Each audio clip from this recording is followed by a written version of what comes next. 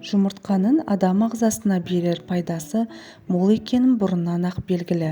Оны пайдалану ежелгі үнді жерінде бастау алған деген дерек бар. Ертеде қыз-келіншектер әжімнің көзін жою үшін немесе шаштары қатты болу үшін жұмыртқаны пайдаланған. Ал ер азаматтар жорыққа не шайқасқа шықпас бұрын жұмыртқамен ауқаттанған. Сондай-ақ өз жарақаттарын жұмыртқа басу арқылы жазған екен. Жұмыртқаны қайнатып қуырып жеу арқылы асқазанда ғана емес, бар ағзаны пайдалы элементтер мен дәрумендермен толтыруға болады.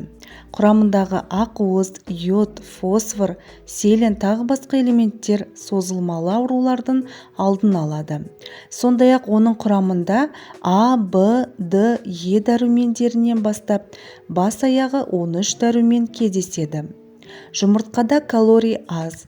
Біз жұмыртқаның құрамында орта есеппен 76 калорий ғана бар, ал майлылығы небәрі 10%. Жұмыртқа ағзадағы холестерин мөлшерін төмендетіп, жүрек, жүйке және онкологиялық аурулардың пайда болуына жол бермейді. Көптеген диеталардың мәзірінде жұмыртқа кездесіп жатады. Себебі оның арқасында артық салмақтан арылуға және салмақты бір қалыпты ұстауға болады. Тырнақ, шаш өсімі мен көздің көруін жақсартамын. Тістерім маржандай таза, сүйектерім мықты болсын десеңіз, ас мәзіріңізге жұмыртқаны қосыңыз. Жұмыртқа ағзаны түрлі инфекциялардан қорғап, иммунитетті күшейтеді. Жұмыртқа бет күтіміне де пайдалы. Бір жұмыртқа мен бір ас қасық балды араластырып, бетіңізге жағып 15-20 минут жатып демалыңыз. Кейін жылы сумен шайып жіберіңіз. Бетіңіздің тазарып, нәрленіп, терінің тартылғанын аңғаруға болады. Жұмыртқаның сарысын шашыңызға жағып, 1-1,5 сағаттан кейін жылы сумен жуып жіберіңіз. Бұл ем шашыңыздың жылтыр болып, алдағы күндері ұштанбауына жол ашады.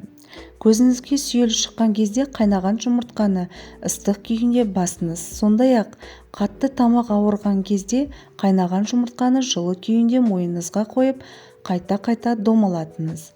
Пісірген бәлішім тәтті болсын десеңіз, қамырға жұмыртқа қосуды ұмытпаңыз. Сондай-ақ бәліш алтындай жарқырап тұру үшін оны пешке салмас бұрын үстін жұмыртқаның сарысымен бір майлап шығыңыз. Жұмыртқа таңдаған кезде оның сыртқы қабығына мән беріңіз. Егерде қабықшасы кедір-бұдыр түсі өзгешелеу болса, оны алмаған жөн.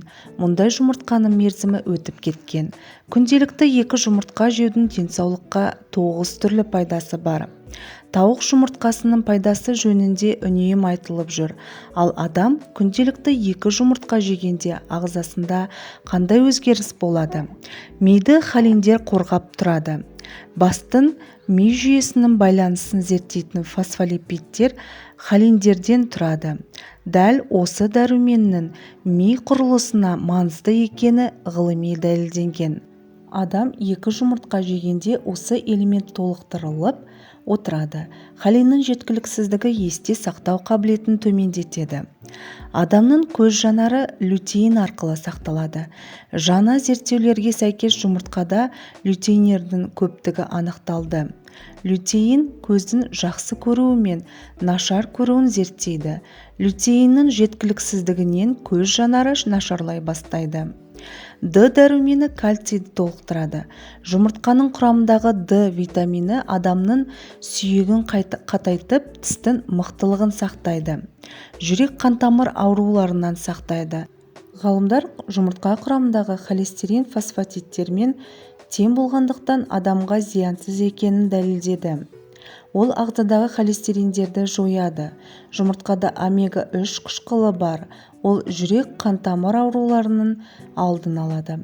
Салмақтан арылтады. Америкалық ғалымдар жұмыртқа тағамының жеңіл диетасын пайдаланып, таңертең жұмыртқа жеп тұрса, адам 2 есе тез арықтайды. Жұмыртқа ағзада ұзақ жүріп, күні бойы көп тамақтанудан сақтайды. Онкологиялық аурулардың алдын алады. Миға әсер ететін холин онкологиялық ауруларға да қарсы күреседі. Сондықтан жұмыртқаны тұрақты жеп жүрген әйелдердің 18%-ның сүт безі қатерлі ісігі азайған. Бала көтеруге пайдалы. В дәрумені жыныстық гормондарға әсер етеді. В9 дәрумені бала миының тез дамуына көмектеседі. Сондықтан В9 дәрумені бала көтеретін әйелдерге қажет. Нидерланды ғалымдары зерттей отырып, жұмыртқа жейтін 35-40 жас аралығындағы 87% әйелдердің терісі жазылып қызыл дақтары кеткен анықтады. Ал ерлердің көз айналасындағы майда әжімдері жоғалған. Құрметті достар, видео ұнаған болса лайк басып, каналға тіркеліп, қоңыраушаны басуды ұмытпаңыздар. Сіздердің оп-оңай болмашы әрекетіңіз бізді жаңа әрі пайдалы видео шығаруға шабыттандырады. Келесі кезекте қандай видео көргіңіз келетін жөнінде комментарийге жаза кетіңіз. Аман, сау болыңыздар.